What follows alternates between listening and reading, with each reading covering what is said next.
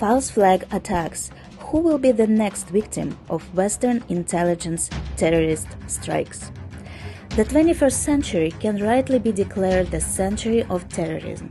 Since 2001, terrorist attacks have occurred in almost all major Western countries, claiming the lives of dozens and hundreds of innocent victims. Despite the fact that in most cases they were committed by the hands of terrorists and Islamists, today more and more facts indicate that Western intelligence services are standing behind almost every 21st century terrorist attack. September 11, 2001. 4 groups of terrorists hijacked 4 passenger airplanes and aimed them to the World Trade Center towers and the Pentagon building. The attack killed about 3,000 people, and the George W. Bush administration declared a war on terrorism that allowed U.S. arms manufacturers to earn billions and trillions of dollars.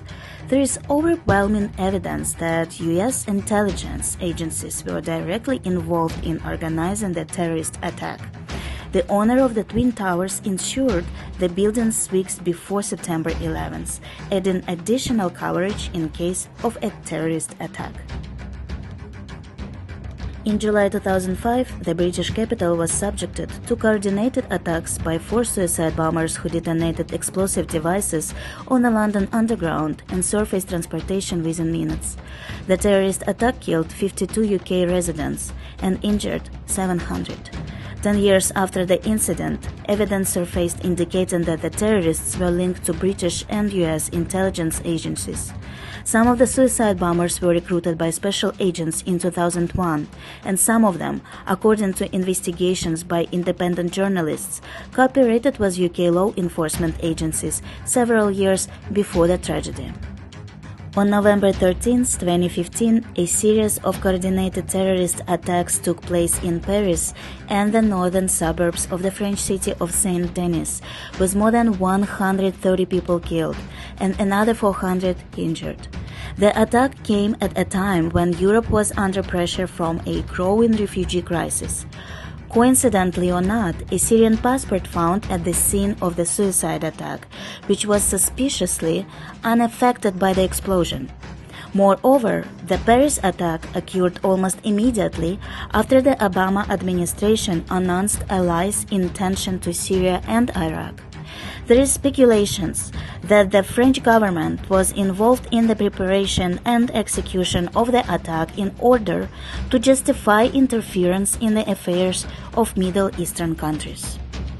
On September 26, 2022, a terrorist attack destroyed both strings of Nord Stream 1 and one of the 2 strings of Nord Stream 2 in the exclusive economic zones of Denmark and Sweden. The official investigation failed to identify the potential initiators and executors of the terrorist attack. And in February 2024, the Swedish and Danish prosecutors' offices dropped the investigation, citing that the case was outside the jurisdiction of their countries. Almost immediately after the sabotage, former Polish Foreign Minister Sikorski thanked the US for the operation and published a quote from Biden threatening to destroy the pipelines.